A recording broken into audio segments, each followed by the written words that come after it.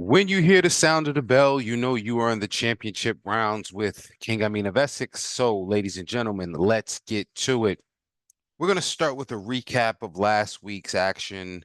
Most significant being Skye Nicholson. Great performance. You heard a lot of talk about it. She's done the Ariel Hawani podcast talking about what's next for her. And I know that we all hope, we all pray that the WBC does right by Tiara Brown and that match is next. Raven Chapman can find something else to do, wait for the winner of that. Um, yeah, so that's that. Let's move on talking about Oshae Jones because Oshae Jones fought last weekend, overtime boxing in Atlanta, Georgia. And one thing about it, I can say I believe that overtime is bringing her along correctly.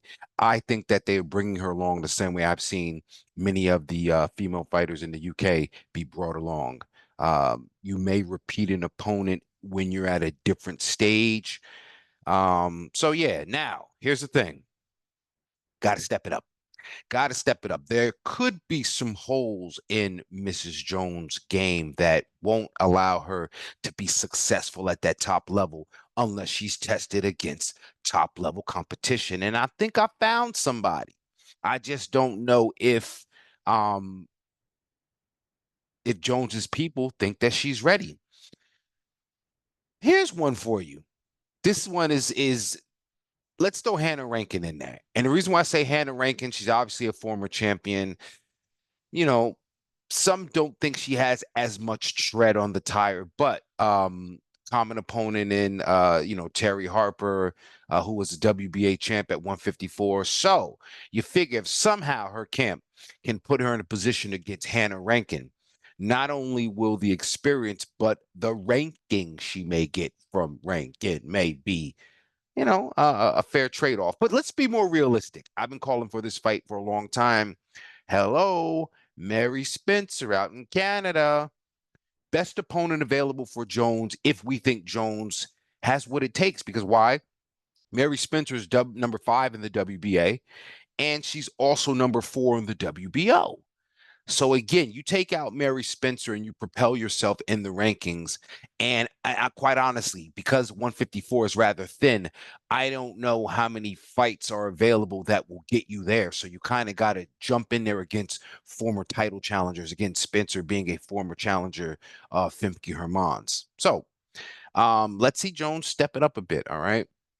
Speaking of stepping it up, we're stepping up the pressure on Katie Taylor to relinquish, like physically, finally, actually relinquish those titles at 135. How and why? Caroline Dubois versus Maira Moreno from Argentina has been ordered. Moreno is the interim WBC lightweight champion. Dubois, of course, holds the IBO. So now what we have is a situation where I'm not, people that love Moreno, mostly in Argentina, think that she has a shot. But if Dubois dispatched of Yanina Lescano, who has the lone win over Moreno, which again, it could have just been that night. I'm just not seeing that if that's the highest level of competition Moreno has fought. And that level of competition has lost to Dubois. I just don't see it. But I'd like to see this fight because I want to see Dubois get closer to a showdown with Katie Taylor. We hear people asking about it. I'm not sure that it happens because what people like to do with these fighters, and I suppose they've earned it to some degree, we make excuses as to why we don't get the big changing of the guard bout. So if the fight is available, I'd obviously love to see it, but someone may tell you, well, Katie Taylor's got bigger fish to fry, and that's always the excuse. But if she's got the titles, then let them go. Stop, it's like bad relationships. Some of you people that condone holding on to the titles, I could tell y'all got very bad interpersonal relationships, either with your friends or with the opposite sex. Because who's holding on? You gotta let go. If you ain't in the division no more, what are you holding on to titles for? Okay. Oh, you're not dating a girl no more, but you got a pair of her undies in the dresser drawer. Like you don't love the guy anymore, but you sit down with your new boyfriend with his hoodie on, the old boyfriend's hoodie with the new boyfriend. You're holding on and you gotta let go. Katie Taylor, if you're doing whatever you're doing at 140, let them titles go so these young lions at 135 can get their shine on and establish their legacy. You already hear Caroline Dubois not only calling for the Katie Taylor fight, she wants to fight Beatriz Pereira post-Olympics in the unification. Okay, so Katie Taylor, stop holding up the division, all right? Put those old relics of yesteryear away if you moved on to 140, all right? Please do us a damn favor. Can somebody do me a favor? Because I'm not really sure. I need you to clarify something for me. Is the Bumgarner Pursoon fight happening on August 10th in San Jose, Costa Rica, or is it happening on September 24th in Georgia? I got no clue. Very excited about that bout. I've been angling for Bumgarner to get a shot at the winner of Serrano and Taylor, but I know both of those. Again, you're going to use that excuse. Oh, they've got bigger fish to fry. I smell pussy. Let me just say it. Anyway, but clarify the nature of the event. Is it happening in Costa Rica? Is it happening in Georgia? Is it in August? Is it September? All right. Also, speaking of debuts, this is a debut in July. I don't even know if I spoke about debuts, but I'm talking about one. All right. Bronx native, what's Shorty's name? Stacia the Natural Subtle. She's making her pro debut in Atlantic City. I believe this is on July 26th. So salute to her. She's a black belt in Taekwondo, national champion, Team USA Olympic fighter, and she's going to make her pro debut. So salute to her. She's a lightweight. It wasn't debuts I was speaking about. I was speaking about the lightweight division. And this young lady is in the lightweight division. So again, I'm talking about young people coming up. Why do we need Katie Taylor holding up the lightweight division if her and her big fish are at fucking 140? Okay, please. Let's move on to fight week. Ladies and gentlemen, we got a great fight week, and I want to look at a few things. Let's look at Serrano versus Stevie Morgan first of all right? And if you thought that Skye Taylor's opponent was statistically challenged, let's say that, coming in there with all those knockouts and it, Stevie Morgan is statistically challenged. Let me just point something out. Again, I keep telling you, I can't really throw no shade at Amanda Serrano, but this how devious Amanda Serrano is, right? And let me not say Amanda Serrano. This is how devious the game is, all right? Stevie Morgan, Stevie Morgan, Stevie Morgan. Stevie Morgan is 14-1, 13 KOs, but she's her and her team has been bringing over more Colombians to Miami than like the Cubans during the Mario boat lift. I mean, all she did was bring over Colombians and knock them out, except for the one time that she lost because she brought over the wrong Colombian and she tried to cherry pick. Now, the Colombian she lost to, Calista Salgado, is a career journeywoman who lost to both Serranos, Amanda and Cindy. She lost to Shelly Vincent. This is like way back in like 2016, 20. So you tried to cherry pick and bring in a journeywoman and you lost to the journeywoman, but everybody else you brought over, you knocked them out. This is absolutely a stay busy fight. I don't know what chance Stevie Morgan has because she ain't been in there with any significant level of competition.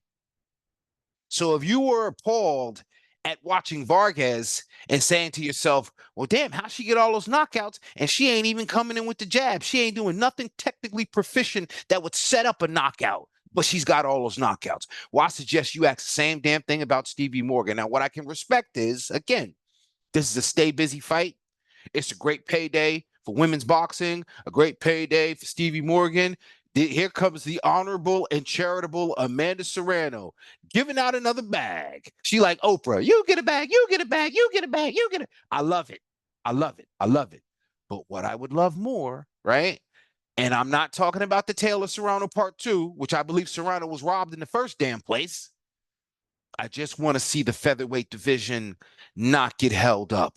So if you up at 140, looking good at 140, by the way, looking hella strong. Strong. Muy fuerte. Just let the belts go so Tiara and Skye and Caddis Artingstall, who's my dark horse for the featherweights, and Raven Chapman, and all these young ladies in the featherweight division vying for a title, positioning themselves. Please, I implore you, let the titles go, vacate, whatever you need to do. All right. Just allow the young fighters their opportunities to shine. Speaking of opportunities to shine, Shadeja Green is back in action on the undercard of the Serrano Morgan bout card, rather. And we want to see Shadeja Green return back to dominance and prominence. Gone a bit radio silent since the loss to Franchon Cruz Dezern, which how the hell can anybody be disappointed in somebody that lost to the former champion? Forget about what your expectations were. This is boxing. So yes, while it might have been a bit of a heartbreak, there's no shame in that. So I want to see Shadeja Green back, to her usual self. And her opponent is not going to make that very easy. Shout out to Natasha the Nightmare Spence out of Canada. Don't let her record fool you. 8-4-2, but it's 6 KOs, and perhaps that majority decision against Melissa Saintville could have gone the other way, right? Tough fighter, and she's been in there. Both of these fighters been in there at the championship level and fallen short. So they're meeting each other with the sort of determination that one of these ladies, and potentially both, can see title contention one more time. So I'm expecting a great fight, and I'm excited to see Shadeja return. So kudos to her. And one more bout of significance this weekend. Talking about returns, the return of Chantel Cameron. I talked about it last week, last episode. I understand why they're making this fight, and I understand this is all about positioning and trajectory. It's for the vacant WBC 140-pound, right? So that's a super lightweight. That's Chantel's old belt. So if she gets that, right, by defeating Ilham Miklad, who's a great fighter, former champion, but at 130, and I get it. You got to move up to sometimes contend for a title, but you ain't going to beat El Capo at 140. Katie Taylor didn't beat El Capo at 140, so I'm not really sure how Miklad is going to pull this one off, but I need Chantel Cameron to feel like El Capo, that woman that I was screaming in my living room saying, "Get her, girl," because I am a big fan of Chantel Cameron. I don't give a shit what anybody thinks.